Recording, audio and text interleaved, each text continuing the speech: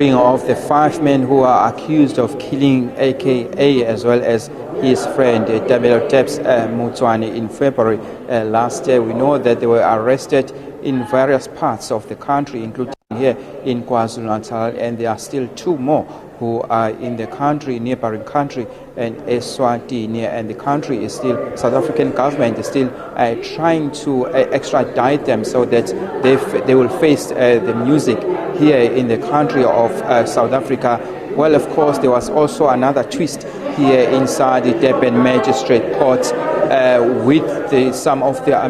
with the lawyer of the defense saying that it also wants some of the piece of evidence that is currently in Eswatini, and also reminding you and also that these current courts here previously made a ruling against taking or using any evidence from Eswatini, saying that it wants nothing to do with the evidence from that side, but the defense here today wanting that evidence to be used to their benefit. But to understand more, to get more clarity from those legal terms, we've got our legal analyst, Abigail Ngobene, who's going to take us through about what really transpired today. What really transpired today with regarding some of the evidence that is in digital platform that is wanted by the defense to strengthen its case, because that evidence or piece of evidence that is in digital platform is currently in Eswatini, but before that there was a ruling against the evidence that is currently in Eswatini. You'd remember that previously the court had ruled to say the charge sheet and other documents that Mr. Volmaransa wanted to use, the court had said it does not want to entertain any piece of evidence that was purported for Eswatini. But then Advocate Mlotshwa for applicant number 1 and number 5 today came in to say there is a new factor to it. There is an affidavit that was deposed to by the DPP in KZN. Although it was meant for the Eswatini court, it is there in the digital platform. Everybody else is having access to it.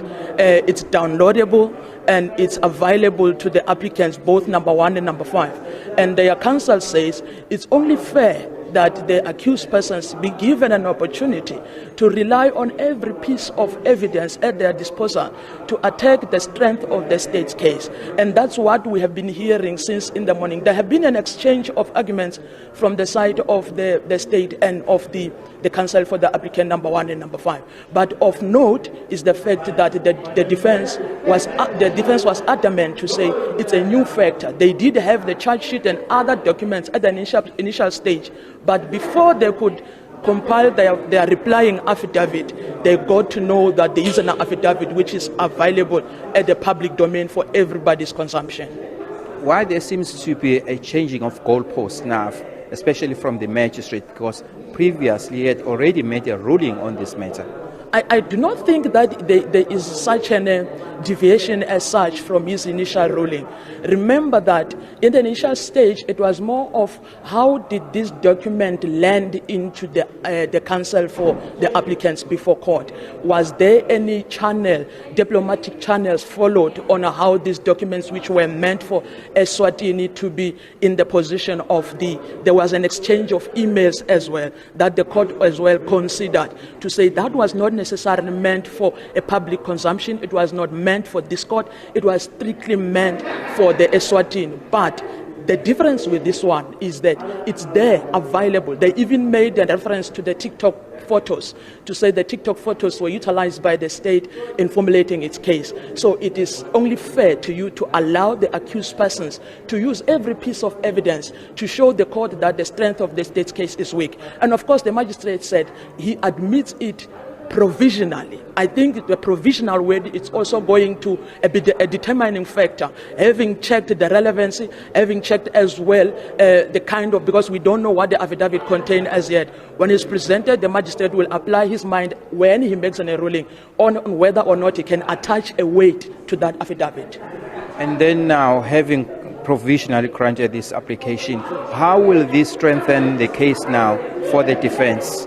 It is very dynamic to say But remember that the point of contention from the defense is that in the affidavit itself, which we don't have a privy to it, there's a piece of explanation and evidence that relates to applicant number 1 and number 2. Although the affidavit was for the request to arrest the other culprits who are kept in Eswatini, but it made a vast explanation and a certain kind of evidence which relates to this bail application. And I think they want to extract that to show that the DPP, when it deposed to that affidavit, there are some of the things which, when they have a look and assess that, the strength of the state's case is weak.